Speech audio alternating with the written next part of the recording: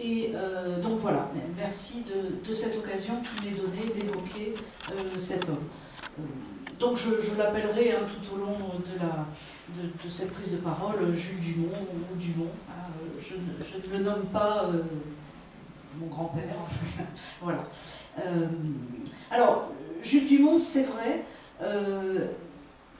pour moi, a un destin exceptionnel, non pas tant par ce qu'il est, mais par ce qu'il a été lié de manière assez proche avec tous les faits historiquement majeurs de la première, même de la fin du 19e et de la première moitié du 20e. C'est-à-dire de tous les engagements, au fond, contre les formes de fascisme, aussi. Sa vie commence avec le catholicisme social, j'y reviendrai. Ensuite, et donc l'émergence des premiers conflits syndicalistes dans le nord de la France en particulier. Ensuite, la Première Guerre mondiale, qu'il va faire pendant 5 ans. L'aventure coloniale au Maroc, en 3 temps. Il va d'abord y accomplir son service militaire, puis il va y revenir après la guerre, comme civil, je dirais. Et enfin, il va en être expulsé comme communiste. Donc je reviendrai sur ces 3 temps. Il adhère au PCF en 1935 et il va aussi aller en Éthiopie, en Espagne et faire de la résistance en France jusqu'à sa mort, fusillé par les nazis en juin 1943. Alors je voudrais commencer par des photos. J'ai très peu de photos de Jules Dumont, aucune de lui jeune. La première que j'ai date de 22, il est né en 1888, donc il est déjà, c'est après la guerre de 14. Là, il est à Settat, au Maroc, et c'est une période où il fait du commerce, j'y reviendrai, et où il a socialement relativement réussi, on le voit, c'est un extrait de photo que j'ai grossi pour le portrait. Ensuite, ça c'est 1937, la guerre d'Espagne, où il va devenir le colonel Dumont. J'y reviendrai aussi. On voit déjà le changement, même si bon, quelques années ont passé. Toujours pendant la guerre d'Espagne, c'est une photo que je viens de découvrir, cachée dans des papiers familiaux. J'ai eu beaucoup de mal à trouver des documents familiaux. Je l'aime bien parce que il est en train, il fait semblant d'écrire, et en travaillant sur Jules Dumont, j'ai découvert aussi un homme de plume. J'y reviendrai, il a beaucoup écrit, des poèmes, des lettres, des récits, des comptes rendus.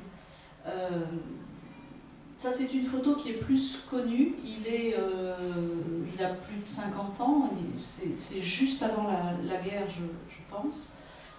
Et puis je terminerai par cette photo qui est la photo des archives et du dossier de la préfecture de police de Paris. Alors, j'ai fait un PowerPoint, mais rassurez-vous, je vais plutôt faire une causerie qu'un exposé fermé. Donc je vais essayer d'introduire ce que je vais dire sur Jules Dumont, et puis de résumer, de vous parler un petit peu de sa vie, et enfin d'analyser avec vous les raisons d'un oubli. Alors, il faut sans doute d'ores et déjà que j'indique que il ne s'agit pas à proprement parler d'un oubli total. Si vous tapez Jules Dumont, on voit des choses émerger, mais disons qu'il y a des silences, et Jules Dumont n'a pas eu, à mon sens, la postérité historique et familiale, mais je mettrai de côté assez vite la postérité familiale, la postérité historique qu'il aurait pu et peut-être dû avoir par son parcours, par ses engagements, par ses actions. Donc voilà. Alors ça, j'ai déjà dit donc son lien avec tous les conflits majeur de la première moitié du XXe. C'est un homme qui n'aimait pas la guerre, qui n'aimait pas faire la guerre, et au fond, je me suis rendu compte qu'il avait passé sa vie à la faire. Premier élément d'une vie qui m'apparaît souvent comme tragique, beaucoup plus que pathétique.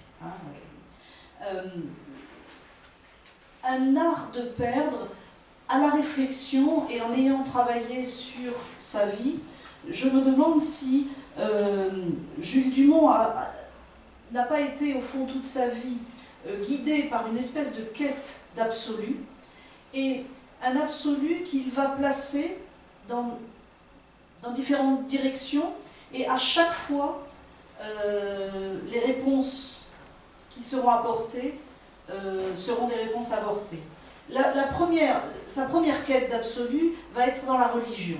C'est quelqu'un qui, jeune et fervent catholique, qui va s'impliquer dans le catholicisme social, je vais y revenir, il va faire partie du sillon de Marc Sangnier, et puis cette religion, il va la voir s'avilir petit à petit, et le dernier degré de l'avilissement, ce sera en Espagne. Et donc à partir de ce moment-là, il quittera complètement la religion catholique, et dans sa fiche d'internement de la prison de Fresnes, il indique qu'il n'a pas de religion. Ensuite, l'amour. Il rencontre ma grand-mère, j'ai des poèmes de lui qui lui écrit des lettres absolument magnifiques, somptueuses, et puis se produira un événement familial très mystérieux que je n'ai pas réussi à lever. Dans sa dernière lettre à sa femme, il parle de l'accident que tu sais, qui a impressionné toute sa vie sentimentale. Le fait est qu'à un moment donné, je ne sais pas ce qu'était cet accident, mais le fait est qu'à un moment donné, il y a une brisure qui fait que l'amour de la femme aimée ne suffit plus à sa soif d'absolu. Et le dernier engagement, je dirais, c'est le communisme.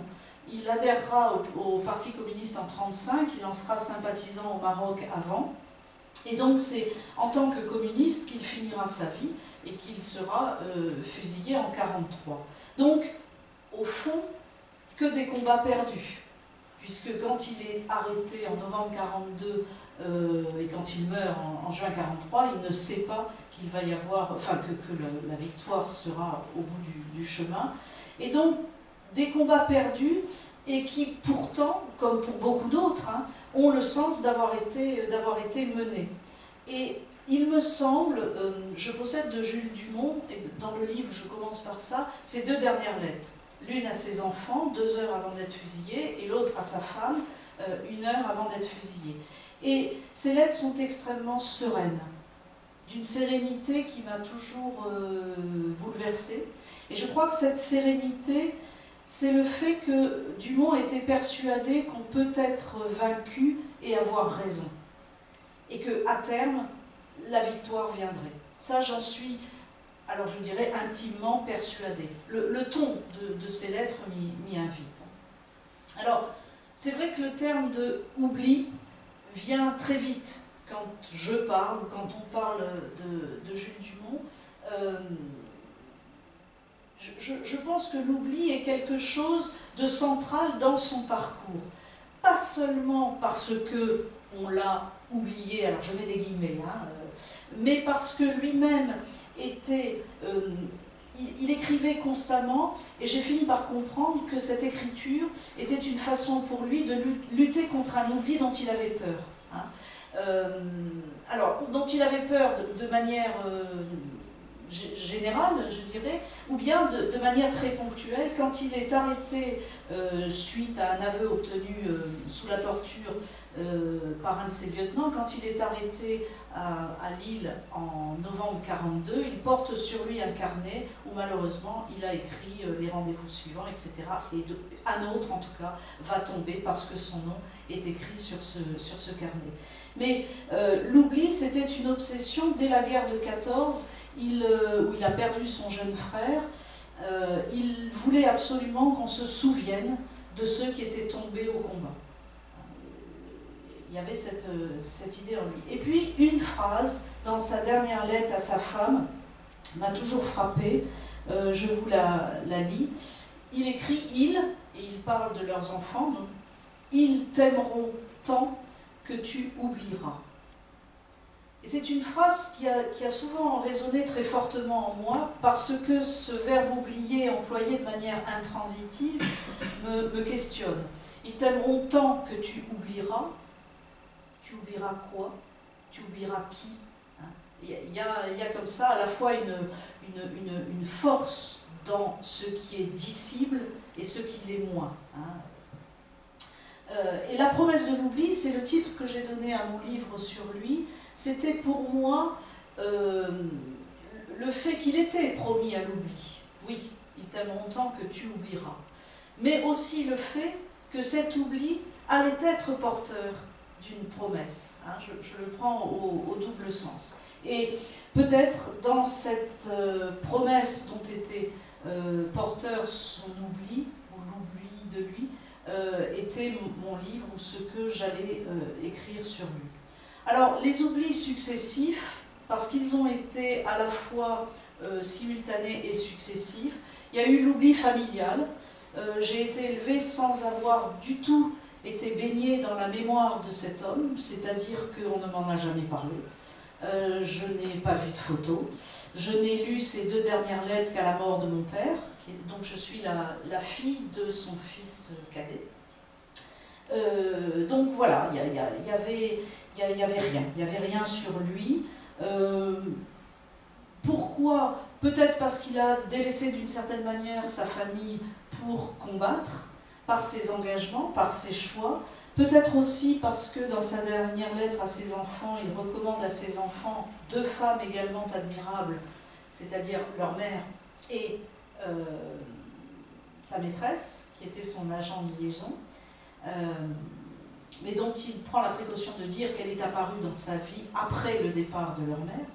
Et puis peut-être aussi parce que son engagement définitif, total dans le communisme, n'était pas le bienvenu dans une famille qui évoluera plutôt à droite. Mais passons sur cet oubli familial qui m'a meurtri, mais dont je ne me suis rendu compte au fond que récemment. L'oubli politique est peut-être plus important. La question est simple, pourquoi le PC n'honore-t-il pas davantage sa mémoire? Il ne l'oublie pas totalement, mais il ne le valorise pas, il n'est pas célébré.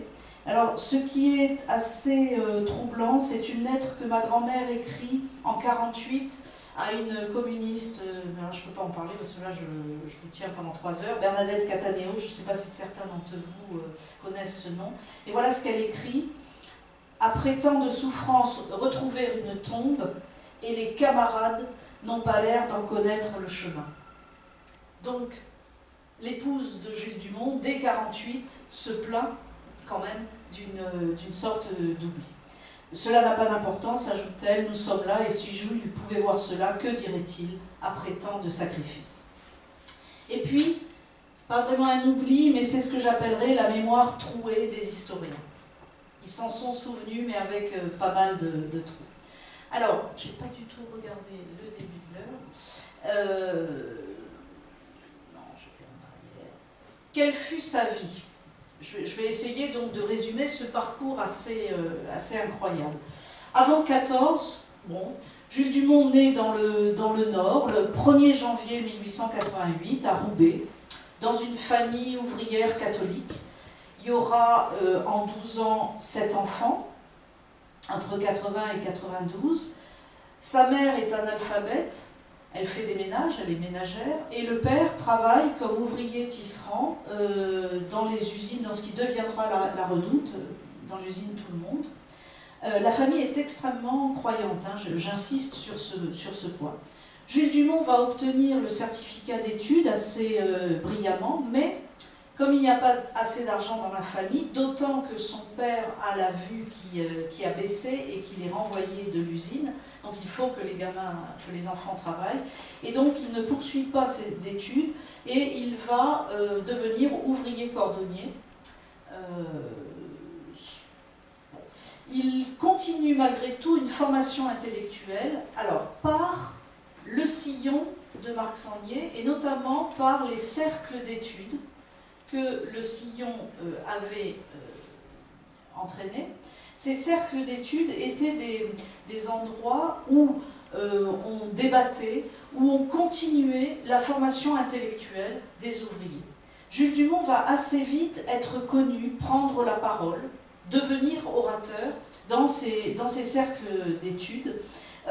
Et il va là rencontrer deux personnages qui me semblent assez emblématiques de son parcours futur. Louis Blin, qui a son âge, et qui deviendra le grand leader chrétien qui participera à la fondation de la CFDT, et puis Florimond Bonte, qui lui, en 1920, sera un des fondateurs du Parti communiste. Florimond Bonte, lui, a continué ses études, parce qu'un curé lui payait les études au collège, et il continue à voir Jules Dumont. Il l'appelle d'ailleurs mon grand ami Jules Dumont dans son autobiographie, et avec Florimond Bonte, il continue à lire, à avoir des conversations intellectuelles. Donc vous voyez, les cercles d'études, Florimond Bonte, Louis Blin aussi, tout ça fait une atmosphère dans laquelle baigne Jules Dumont et qui le conduisent à approfondir sa réflexion sociale. Alors, les auteurs qu'il lit, il lit pas mal de poésie, Ronsard, Hugo, Lamartine, Musset, Verhaeren, Maeterlinck. Alors pourquoi j'ai trouvé tous ces noms, je les invente pas, c'est que dans les poèmes qu'il écrit, il y a des réminiscences assez fortes, et puis lui-même, dans ses écrits, fait référence à ces poètes. Et donc, il est assez marqué par ces auteurs romantiques. Alors, il est élevé dans le souvenir de la guerre de 70. Il va épouser ma grand-mère, donc, qui est sténodactylo. Alors, elle est éduquée. Elle a ce métier, au fond, assez intellectuel. Et donc, Jules Dumont va, en tout cas, va avoir une relation difficile à ses beaux-parents qui ne souhaitaient pas que leur fille épousât un ouvrier, qui plus est, dont la mère était analphabète. Il y a là une espèce de choc entre les deux familles. Et puis, Jules Dumont est déjà attiré par l'ailleurs, je dirais. C'est-à-dire qu'il va demander à faire son service militaire en Algérie. Contrairement à tous ses amis, qui eux ne partent pas si loin.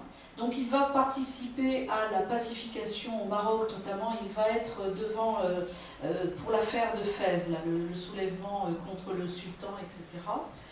Donc c'est son premier lien avec le Maroc, avec l'armée aussi. Et dans l'armée, il va découvrir la fraternité des armes. Et ce terme de fraternité va être pour lui un maître mot. Il y a la fraternité dans la religion, il y a la fraternité des armes, et il y aura la fraternité dans les engagements, dans la résistance. Il revient après son service militaire, en 13, et là, il quitte le métier de cordonnier pour devenir publiciste, journaliste. Preuve qu'il avait une bonne plume, et c'est là qu'il va apprendre le poids des photos, notamment. J'en reparlerai pour la guerre d'Espagne. Alors ensuite arrive 14-18, il fait une très brillante guerre, croix de guerre, légion d'honneur, 2 citations à l'ordre de l'armée. Mais là encore, une forme d'art de perdre.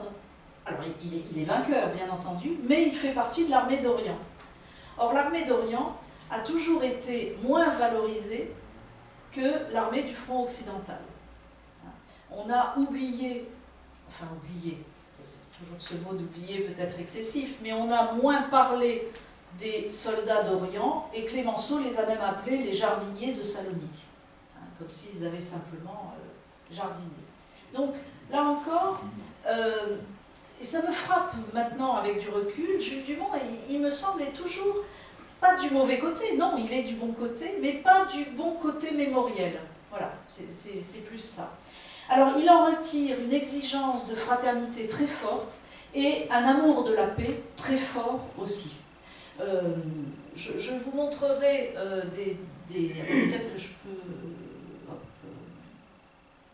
Voilà, ça c'est une photo de lui sur le front d'Orient. Alors, les soldats se montraient souvent en train de lire. C'est une posture qui, sur les photos, est assez fréquente. Enfin, disons que là il lit. Vous voyez, il fait D'abord, il fait 2 ans, non, un peu plus d'1 an sur le front occidental, Belgique, France, et notamment des batailles très dures. Puis l'armée d'Orient, alors je passe parce que sinon je vais perdre trop de temps, mais vous voyez, voilà, ce qui est frappant dans ces carnets de 14-18 que je vais éditer là, c'est que vous avez à gauche, au moment où il part, vous voyez, il écrit beaucoup, c'est magnifique, c'est très lyrique même. Il ne parlera jamais du côté sale de la guerre. Hein. Il ne parlera que, au début, que des spectacles qu'il voit, assez magnifiques, même s'ils sont terribles. Et puis vous voyez, la page de droite, c'est vers la fin. Et ce qu'il y a de remarquable dans ces carnets, c'est la manière dont la parole de Jules Dumont va petit à petit se resserrer, s'amoindrir, et il va devenir quasi aphasique. Voilà, voilà le dernière page qu'il écrit dans ses carnets. On est le 31 décembre 16, et il apprend la mort de son frère, et vous voyez que le dernier mot, c'est « Dieu comme je souffre ». Et à partir de là, silence. Il n'y a plus de carnet. Donc, cette guerre de 14, je m'y attarde un peu parce qu'elle va provoquer en lui les premières fêlures sur ses certitudes. Ses certitudes catholiques, ses certitudes patriotiques, hein, et ses premières interrogations vont naître à partir de ce qu'il aura vu pendant cette guerre. Ça, c'est une autre photo, donc de 17. On ne sait jamais, en tout cas moi là, je ne sais pas dans quelles conditions exactes a été prise cette photo, mais ce regard me bouleverse toujours parce je sais pas, j'ai l'impression qu'il y a une espèce des yeux quasi exorbités et une espèce d'interrogation douloureuse. Mais bon, je suis subjective quand je parle de Jules Dumont et quand je regarde ces photos. Alors après la Première Guerre mondiale, il revient à Roubaix et là, il ne reconnaît plus rien. Et en plus, ils étaient 4 frères, donc l'un est mort, un a été réformé dès le début de la guerre, l'autre a été réformé parce qu'il a eu la jambe arrachée à Ypres, et puis il y a lui qui revient, mais qui revient de l'armée d'Orient, et j'ai comme le sentiment, mais ça c'est un sentiment, hein, j'ai comme le sentiment qu'il ne trouve pas sa place. D'autant que quand il revient, l'enfant qu'il avait eu avec Maria et qui avait 3 mois quand il est parti, a 5 ans, puisqu'il est démobilisé en 19, hein, seulement en octobre 19, et cet enfant ne le reconnaît pas et a été élevé par les parents de sa femme, donc par les fameux qui ne voulaient pas de lui comme gendre. Donc il est un petit peu déphasé, et il va aller voir un ancien des cercles d'études et partir au Maroc. Au Maroc, qu'est-ce qu'il va faire? D'abord du commerce. Il va faire du commerce et, ma foi, tout va aller assez bien. Il va même avoir une certaine réussite sociale. Il aura une voiture, il aura 2 établissements, une épicerie française, une épicerie arabe. Et puis, à un moment donné, il va tout envoyer balader, pardonnez-moi cette expression. En 27, il va quitter Sétat, où il a ses commerces, et il va demander un lot de colonisation pour être colon, agriculteur, donc rien à voir avec ce qu'il avait fait jusque-là, du côté de Meknès.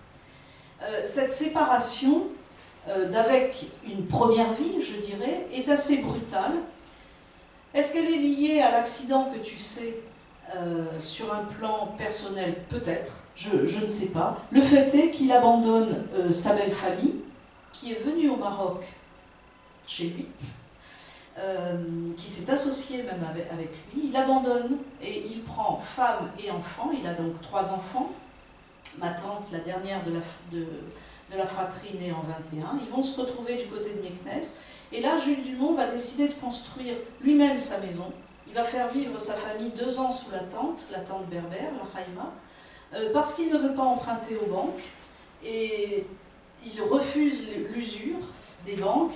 Et il s'affronte déjà aux pratiques de la banque, ce qui deviendra la Banque d'État du Maroc, au Crédit du Maroc, et à son directeur Finali. Pourquoi je dis ça? Parce qu'on trouve dans certains de ses écrits des charges contre ces banquiers.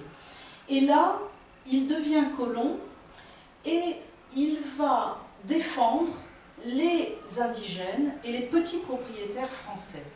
Il va les défendre contre les pratiques des grands colons qui accaparent de plus en plus de terres, alors même qu'un décret de Lyautey interdisait que toutes les terres marocaines soient accaparées.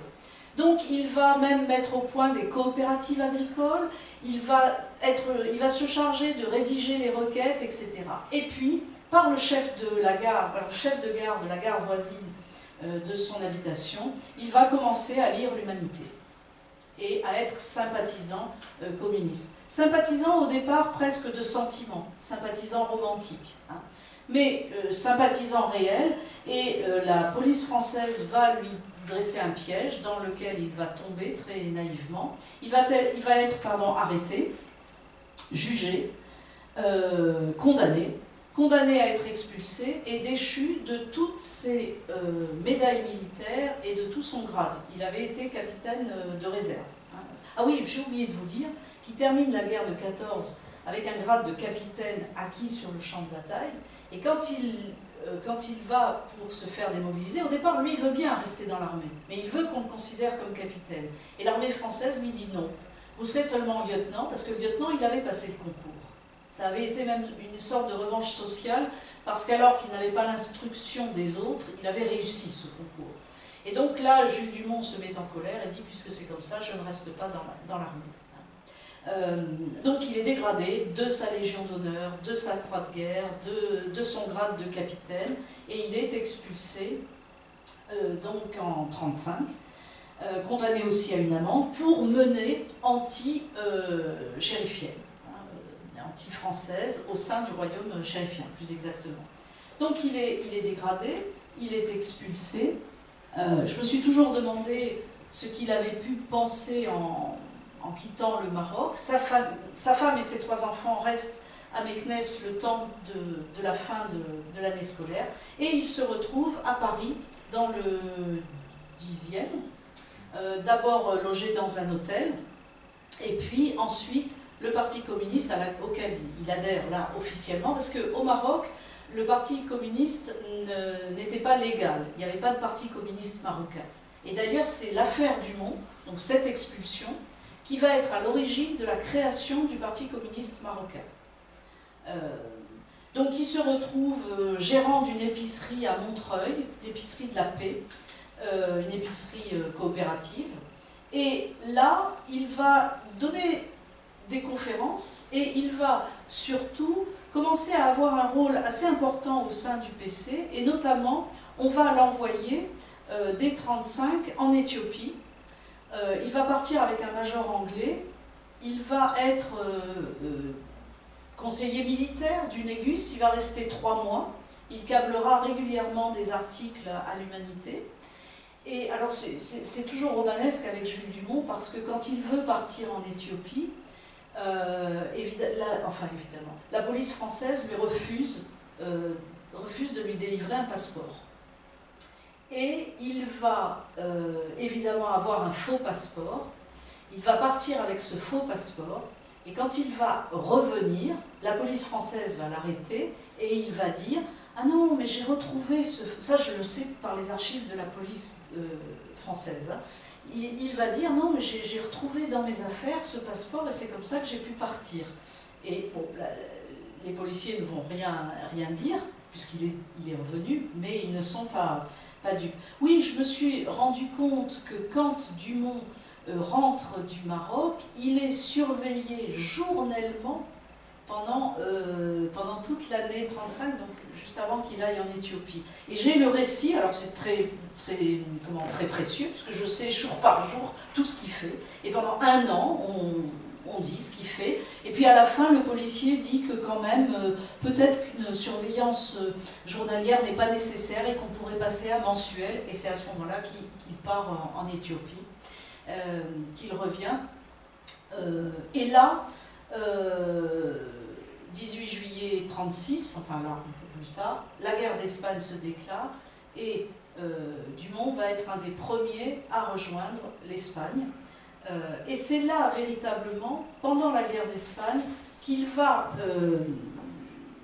voilà, pardon, je reviens, j'ai des photos à montrer. Une photo prise en Éthiopie, mais alors je ne sais pas qui... Enfin, lui donc est à droite, là, ici. Hein. Toujours, vous voyez, alors vous jugerez ou pas si c'est élégant, mais il était toujours assez élégant et il a été connu pour cette élégance. Un jeune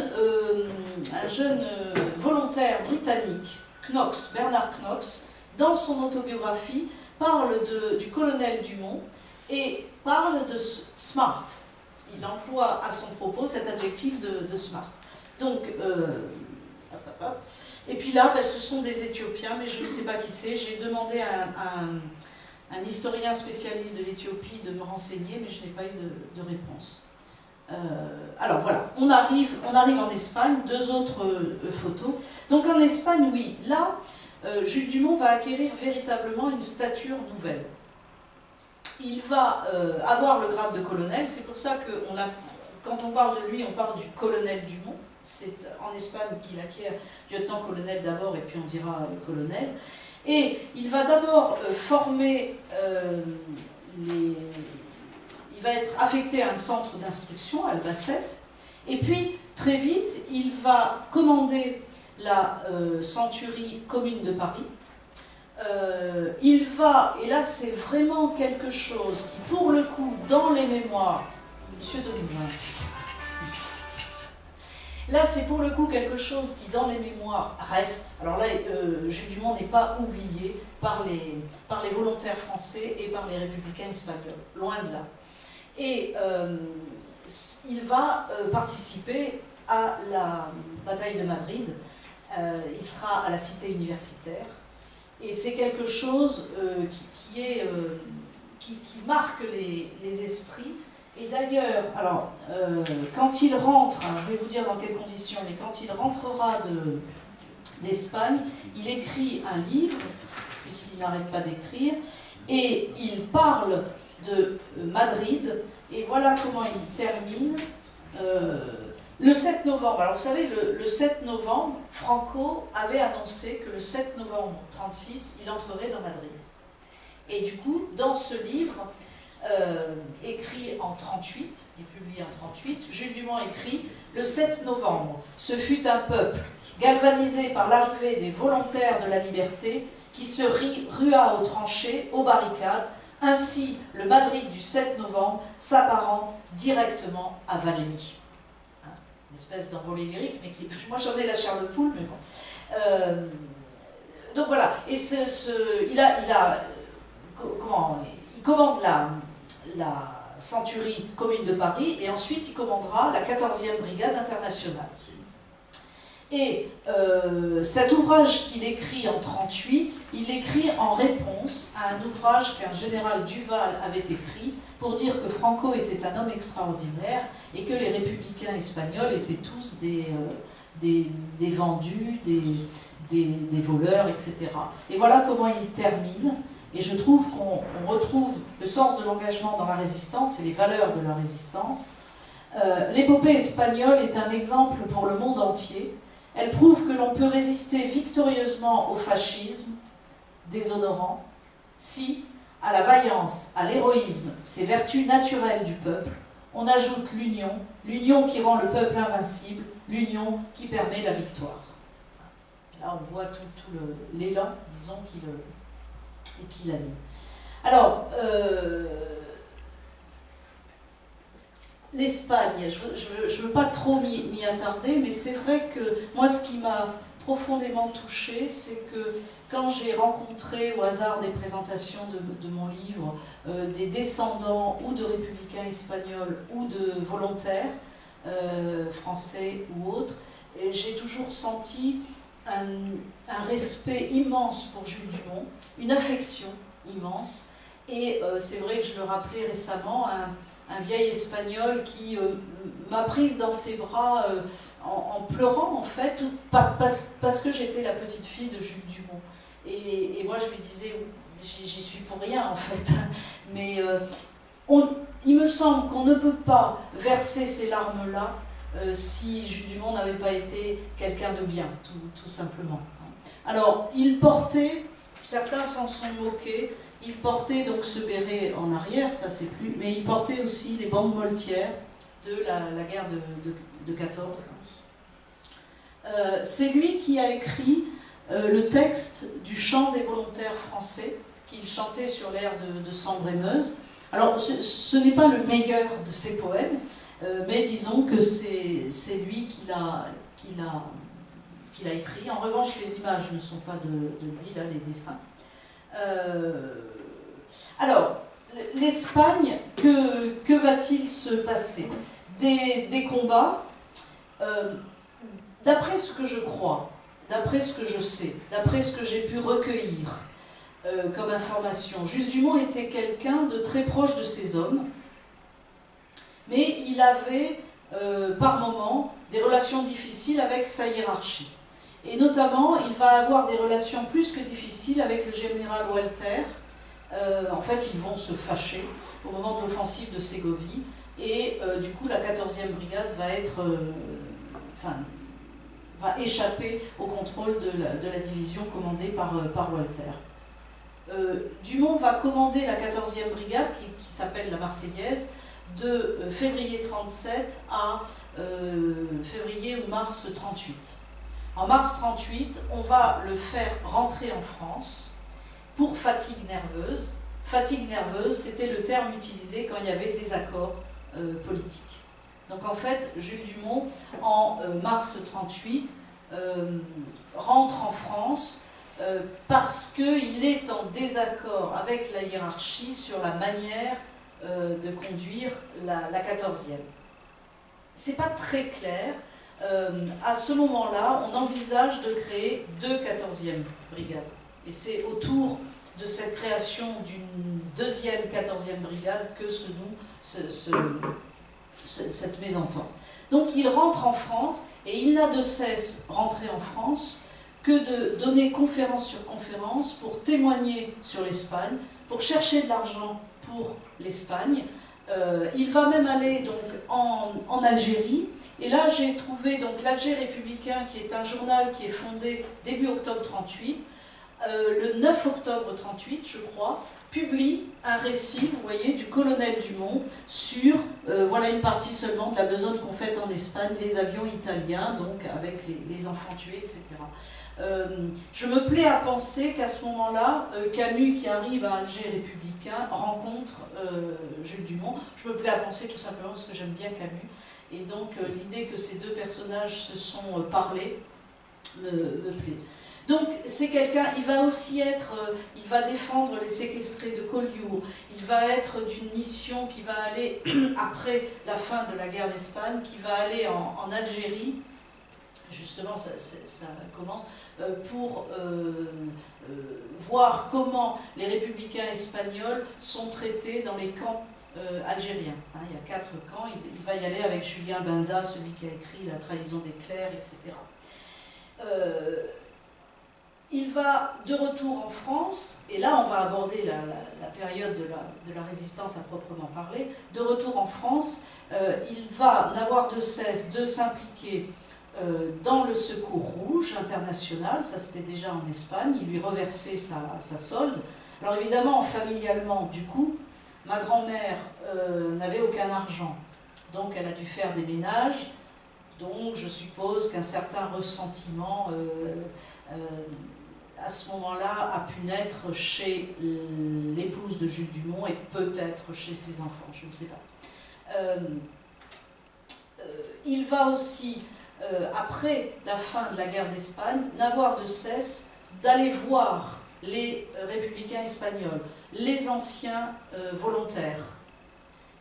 Alors, d'une part, pour les aider, mais d'autre part aussi, pour garder, pour savoir où ils étaient, parce qu'il avait très bien senti, avec d'autres, je ne dis pas qu'il n'y a que lui, mais il avait très bien senti que la guerre d'Espagne n'était qu'un prélude de ce qui allait arriver en France. Et ça, c'est dans ses lettres, dans les deux opuscules qu'il a écrits, l'un sur l'Éthiopie, l'autre sur l'Espagne, on le sent très bien, il sait, il comprend, avec d'autres, que l'Éthiopie comme l'Espagne ne sont que l'antichambre de ce qui va se passer, hein, et de la victoire des fascismes. Alors, ces volontaires, ces anciens brigadistes, il va garder des liens avec eux, ce qui lui permettra, une fois ayant basculé dans la résistance, de les contacter pour mettre sur pied ces réseaux. Pendant la résistance, alors, bien entendu, il bascule très naturellement dans la résistance.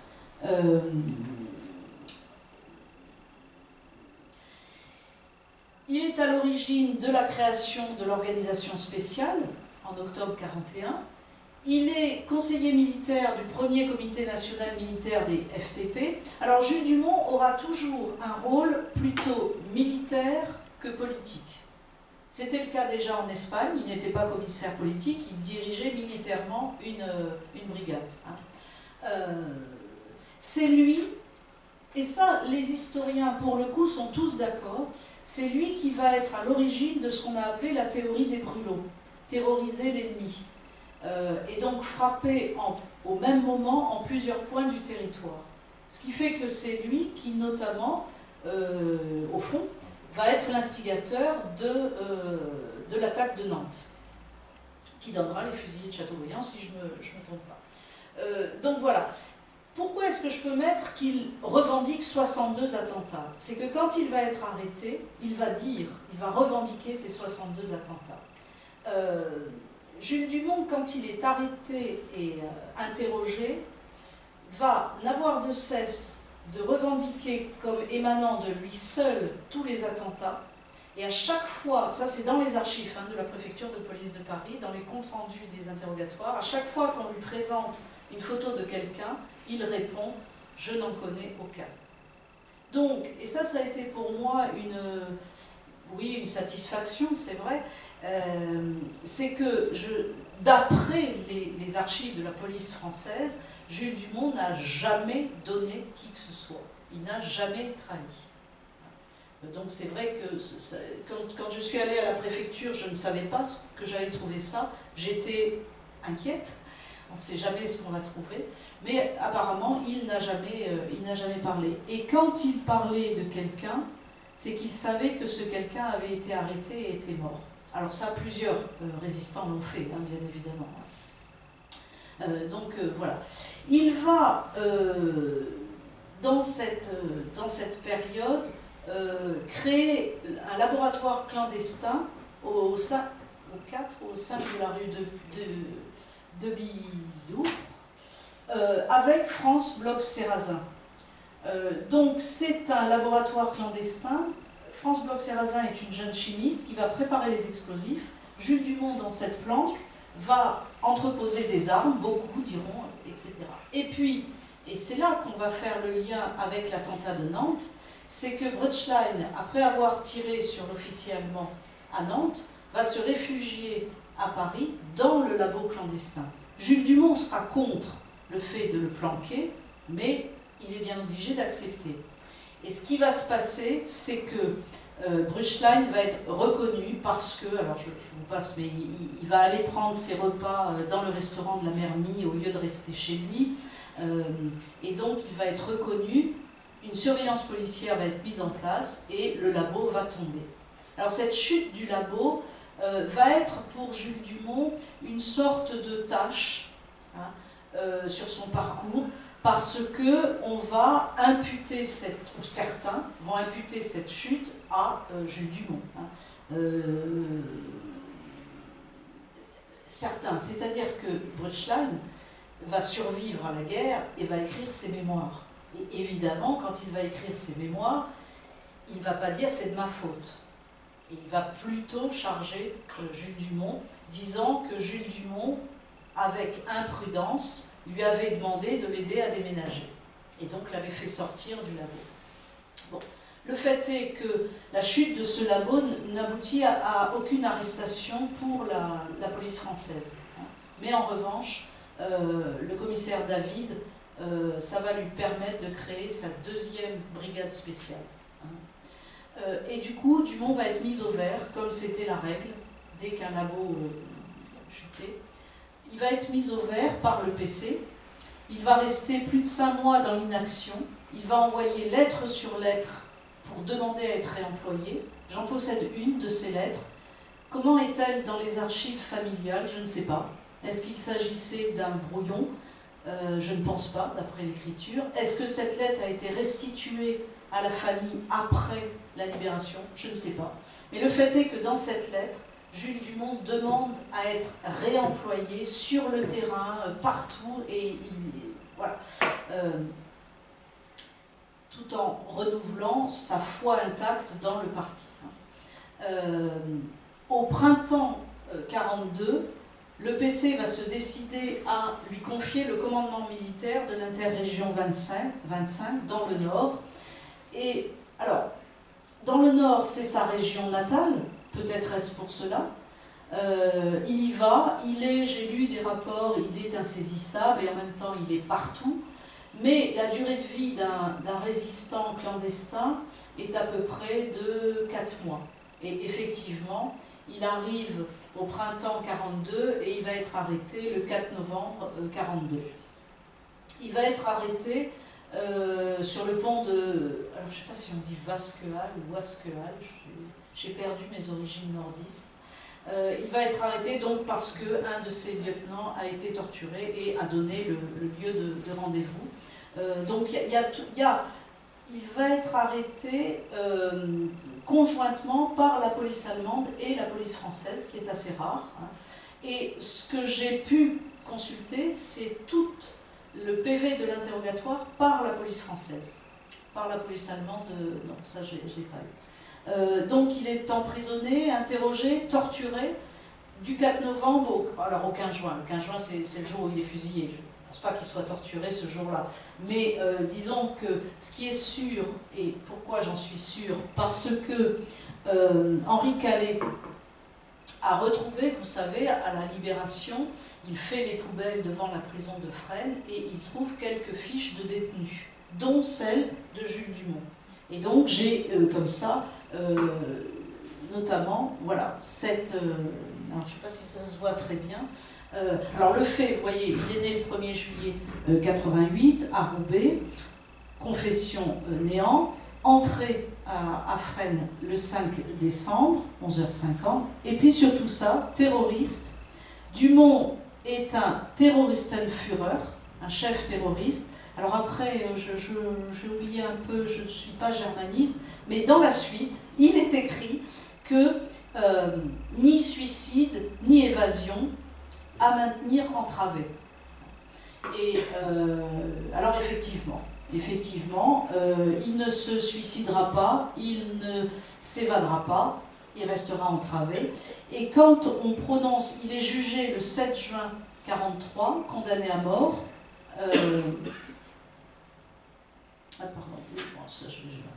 Il est condamné à mort le 15 juin, l'exécution est accomplie et il est noté qu'il n'a pas demandé de recours en grâce.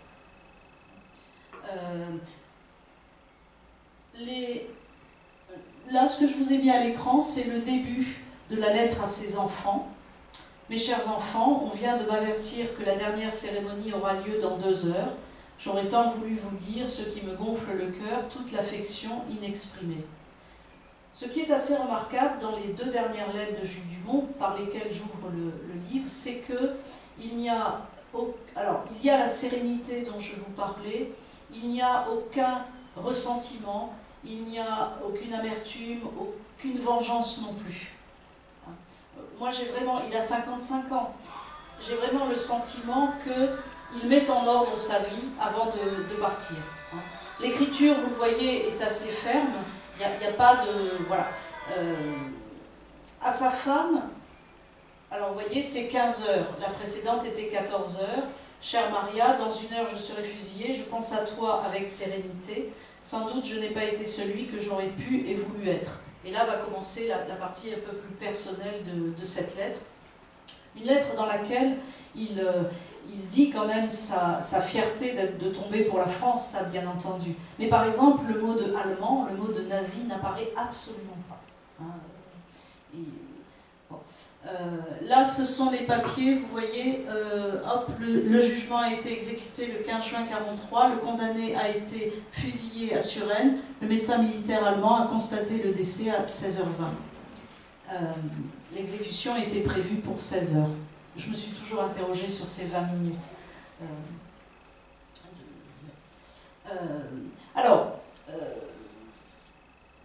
Dans la résistance, donc, je vais revenir, ça c'est la seule plaque qui existe à Paris et je crois en France, à la mémoire de Jules.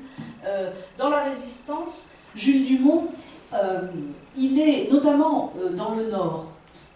Jules Dumont, il a 55 ans, donc les jeunes résistants l'appellent le vieux ou le colonel. Pourquoi? Parce qu'il est vieux et parce qu'il a le prestige de ceux qui ont fait la guerre d'Espagne auprès des jeunes communistes. Et là, j'ai retrouvé des descendants de jeunes résistants. Alors, c'est beaucoup plus pathétique, qui sont morts à 26 ans, fusillés par les Allemands. Je pense à Vaizan, à Jean Vaizan. Et son fils disait à quel point le vieux était une marque d'estime, et le colonel aussi. Hein. Il avait un autre surnom, c'était Paul. Hein. Alors, parfois, le colonel Paul... Et Jules Dumont, outre la théorie des complots, pendant la résistance, et notamment dans le Nord, avait demandé, enfin, avait voulu que l'on cesse de s'attaquer exclusivement aux gendarmes français. Et il avait dit non, ce sont les Allemands qu'il faut viser, et notamment, il avait fait en sorte qu'on brûle les moissons, qu'on affame l'armée allemande. Hein. Ça avait été aussi un débat avec ceux de Paris, mais qui avait été finalement de son avis. En tout cas, il y avait eu consensus. Alors, la seule plaque, j'ai dû oublier plein de choses de ce que je voulais dire, la seule plaque qui existe pour la mémoire de Jules Dumont, c'est celle-ci, qui a été mise par le PC, hein, et qui est donc rue Ganne dans le 20e, c'est ça, près de la porte de Bagnolet, si je me souviens bien, parce que j'y suis allée forcément. C'est tout. Alors c'est tout, c'est très bien, il n'y a pas à redire. Sauf que peut-être, au vu de ses engagements contre les fascismes, au vu de son action simplement dans la résistance, et puis au vu de son parcours, je pense qu'on aurait peut-être pu faire un peu plus. Lorsque j'ai interrogé un historien contemporain qui a travaillé notamment sur la guerre d'Espagne, et que je lui ai demandé pourquoi il ne parlait pas plus de Jules Dumont, il m'a répondu « Je pensais que c'était un personnage falot ». Ça m'a un petit peu surprise, voire agacée, parce que ce n'est pas l'adjectif qui me vient à l'esprit quand quand je pense à Jules Dumont. Alors, maintenant, les raisons d'un oubli. Je vais distinguer plusieurs oublis. Par la mémoire collective, je dirais, oui, il y a eu plusieurs choses. Je parle là de son rôle dans la résistance. Hein. Il me semble que, ou même en tant que soldat, que militaire, le fait qu'il ait appartenu à l'armée d'Orient, comme je vous l'ai dit tout à l'heure, ces soldats-là, ces militaires-là n'ont jamais été valorisés par la mémoire collective française. Il y a son âge aussi. Il a 55 ans et donc Jules Dumont ne fait pas partie de ces gens qu'on peut ériger facilement en symbole pathétique. C'est très jeune, 55 ans. Mais par rapport à des jeunes gens, par rapport à Guy Môquet, par rapport à d'autres, voilà, c'est différent, me semble-t-il, hein, on pourra en discuter. J'ajoute aussi sa mort précoce. Alors précoce, disons, il est arrêté en novembre 42. Bien d'autres sont morts avant. Mais je veux dire par là qu'il n'a pas survécu à la résistance. Et donc, il n'a pas pu... c'est ce que je mets après quand je parle des historiens. Il n'a pas pu s'opposer à des reconstructions mémorielles où il n'était pas. Vous voyez ce que je veux dire? Alors, pour le PCF, même si ça n'est pas un oubli total, mais c'est quand même un silence, je crois qu'il y a deux éléments. L'un dont j'ai déjà parlé, il est brigadiste, il est volontaire pour l'Espagne, et le PC se méfiait un petit peu de ces gens qui arrivaient d'Espagne. Et puis surtout, et ça j'en ai pas parlé encore, pardon ? Et il était proche d'André Marty, qui sera exclu du PC en 52. Et autre chose dont je n'ai pas parlé, c'est que en juillet 40, il y avait un journal qui avait été fondé en 1937 pour parler de la guerre d'Espagne et pour contrer les journaux réactionnaires en France. Ce journal s'appelait Ce Soir. Il était dirigé par Aragon. Au début de l'été 40, Aragon et Jean-Richard Bloch, qui le dirigeait aussi, quittent la direction de Ce Soir. Jean-Richard Bloch part à Moscou d'ailleurs. Et du coup, on va confier à Jules Dumont la direction de Ce Soir. Je pense que Jules Dumont en a été content. Parce que c'était... Je ne sais pas s'il se pensait intellectuel, mais quelque part, ce fils du peuple, là je pense qu'on peut lui donner cette étiquette, et d'ailleurs Eusler en parlera comme ça, il dira Jules Dumont, ce fils du peuple, était, je crois, content de pouvoir diriger un journal. Bon. Mais, début juillet 40, il va être associé à la demande de reparution du journal Ce Soir auprès des autorités allemandes, de Otto Abetz, tout comme Duclos l'avait été pour l'Humanité. Et ça, je crois que le PC, c'est rédhibitoire. Il ne va pas parler de quelqu'un qui a demandé, qui a négocié avec les Allemands en juillet 40 la reparution d'un journal. Ça m'a toujours beaucoup énervé parce que dans le même temps, et j'en ai les preuves, au même moment où il va chez Otto Abetz avec l'avocat Foissin pour négocier la reparution du journal Ce Soir, au même moment, il a des activités clandestines, illégales, contre l'occupant allemand. Donc on ne peut pas soupçonner Jules Dumont de collaboration, c'est une aberration. D'accord ? Il y a simplement le fait que, comme bon nombre d'organisations terroristes, il y a la vitrine légale et puis il y a l'activité clandestine réelle. Et Jules Dumont fait les deux. Et ça, j'en ai les preuves. Hein. Donc, pardon ? Alors, et j'allais y venir, et ce que j'ai surtout, et là, messieurs les historiens, même si vous êtes géographes, mais c'est une pépite, j'ai le récit par Jules Dumont de son entrevue avec Otto Abetz. Et ce récit, alors c'est vrai qu'il le fait a posteriori, à mon avis, il l'écrit pendant les mois où il est mis au vert après la chute du labo clandestin. Donc il l'écrit début 42. Alors c'est vrai, c'est quasiment, c'est 1 an et demi, est-ce que je compte bien? Oui, après l'événement. Mais dans ce récit qu'il fait, et qui est sans concession, parce qu'il y écrit que certains camarades se sont laissés avoir, enfin il ne dit pas avoir, mais se sont laissés piéger par les autorités allemandes, etc. Mais il montre bien que lui n'est pas dupe du jeu allemand. Foissin, oui, mais lui, dit-il, non. Donc ce récit, je le possède. Pourquoi je dis que c'est extraordinaire? Parce que c'est le seul écrit de quelqu'un qui a participé à ces entrevues.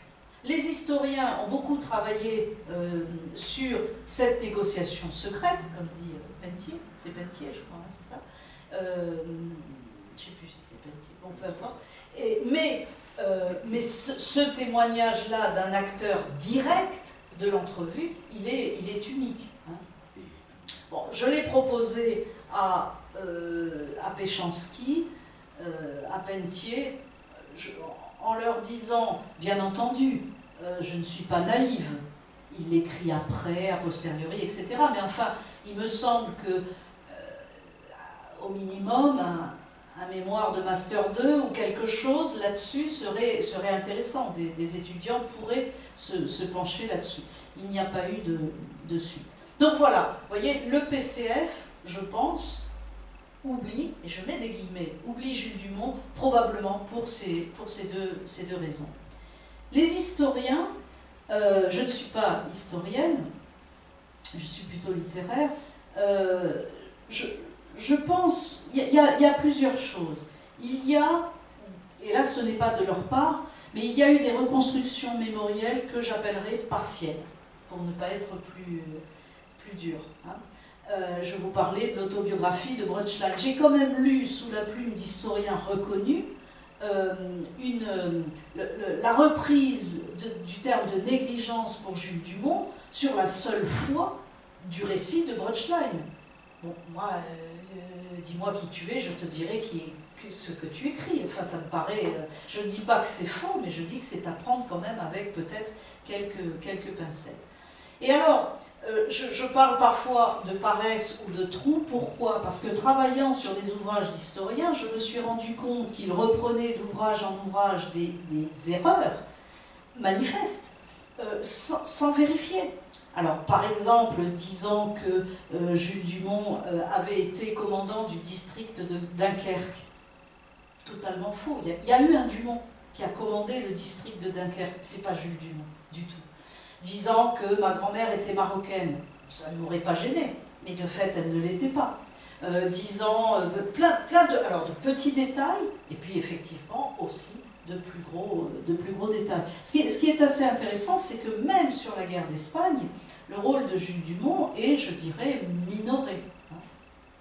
Et puis j'ajouterai, et ça je l'ai ressenti quand j'ai cherché un éditeur, et je veux rendre hommage à mon éditeur Tirésias, j'ai senti qu'aujourd'hui, c'était très difficile de commémorer, de parler d'un communiste. D'abord parce que quand vous écoutez des documentaires qui sont loués par tous les médias sur Arte ou quoi que ce soit, très souvent au lieu de communiste on dit stalinien. Et quand même, moi je travaille un petit peu sur la manière de nommer les choses. Stalinien ça veut rien dire, hein. Stalinien c'est à quelle époque? Et donc j'ai ressenti la difficulté de mettre en lumière un communiste. Oui, à partir de 1935, Jules Dumont est communiste, il mourra communiste, et comme il dit, je meurs pour le peuple et pour mon pays. Donc voilà. Et puis, dernier oubli, l'oubli familial, je pense, j'en ai déjà un peu parlé, que dans sa dernière lettre, il évoque une faute maternelle, enfin une faute, un accident que tu sais. Et je pense que ça a fait aussi qu'on a tué cet homme. Donc voilà, j'ai essayé de voir pourquoi on l'avait oublié. Il me semble qu'il y a ces 4 entrées possibles. Je voudrais terminer par une phrase de Jules Dumont dans sa dernière lettre, que je trouve assez extraordinaire. Enfin, je sais au moins pourquoi j'ai souffert et pourquoi je vais mourir. Tant d'autres souffrent et meurent sans savoir pourquoi. Et je me dis qu'effectivement, moi un jour, je mourrai sans savoir pourquoi.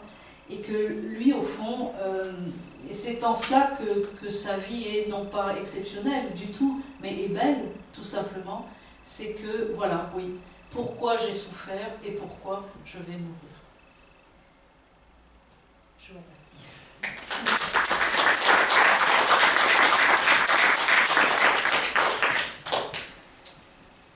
Je ne sais pas si vous avez des questions. Oui. Alors, tout d'abord, une réflexion à propos de ce que vous avez dit là sur la démarche auprès d'Otto Arbetz pour le soir. Alors, les choses à vous écouter m'apparaissent assez compliquées parce qu'on pourrait penser à contrario que ceux qui étaient contre la ligne du PC en juin-juillet 40, qui était de considérer la guerre comme impérialiste, et en fait, pour la survie du PC, de faire une démarche, la ministre essaie de faire une démarche auprès des Allemands. Ceux qui se sont vraiment ouvertement opposés à cette ligne, on pourrait dire qu'eux aussi ont eu des ennuis avec le PC. Je pense à Guimbrun qui a, je ne sais pas s'il a pris position sur la démarche, mais quand très tôt il s'est opposé à la ligne par rapport au pacte germano-soviétique, très tôt il a analysé la guerre autrement que le faisait le PC, il a eu des ennuis. Et surtout je pense à quelqu'un qui, comme Jules Dumont, est complètement inconnu, qui s'appelle Henri Gautier. Henri Gautier, c'est quelqu'un sur lequel on vient seulement de faire un livre maintenant. Et c'est l'artisan de toute la sphère sociale de la CGT. La clinique des Bluets, c'est lui. Bailly en France, c'est lui.